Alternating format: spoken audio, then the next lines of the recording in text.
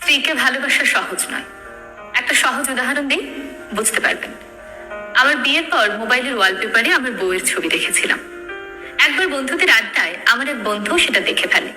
দেখে সে তো তুমুল হাসাহাসি, বাকি সবাইকে দেখিয়ে দেখিয়ে বলছিল, দেখ দেখ রিফাত বেটা বউ পাগল হয়েছে, মোবাইলে বউয়ের ছবি দিয়ে রেখেছে।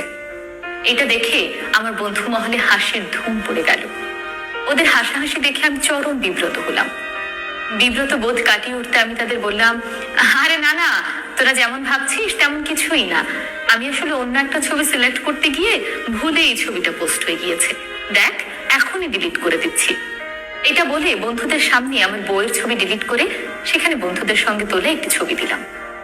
আরেকটা ঘটনা বলি, আমার বউয়ের যাতে পরিশ্রম কম হয় তাই আমি বাজার থেকে মাছ মুরগি আনলে সেটা কাটিয়ে আনতাম। রান্নাঘরে বউকে সাহায্য করতাম, ছাদ থেকে জামা কাপড় নামিয়ে আনতাম।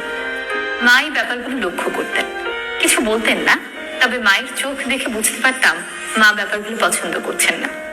কিন্তু যেদিন বউয়ের জামা কাপড় ধুয়ে দিলাম সেদিন তিনি আর চুপ থাকতে পারলেন না।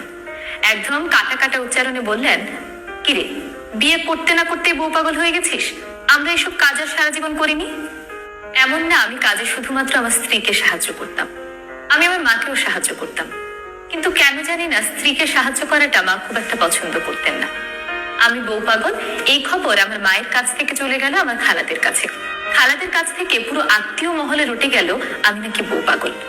সবাই তখন ঘরে কিংবা বাইরে, আমার সামনে কিংবা পেছনে বিরক্ত হয়ে কিংবা ক্ষিপ্ত হয়ে বলতো, রিফাত তো বউয়ের আঁচল ধরে ঘুরে, ও বউ পাগল হয়েছে, পুরুষ হতে পারেনি। তাদের এসব কথায় আমি যে কি অপমানিত বোধ করতাম বলে বোঝাতে পারবো না। এই অপমান থেকে মুক্তি পেতে এবং নিজেকে পুরুষ প্রমাণ করতে আমি আমার স্ত্রীকে সাহায্য করা বন্ধ করে দিলাম।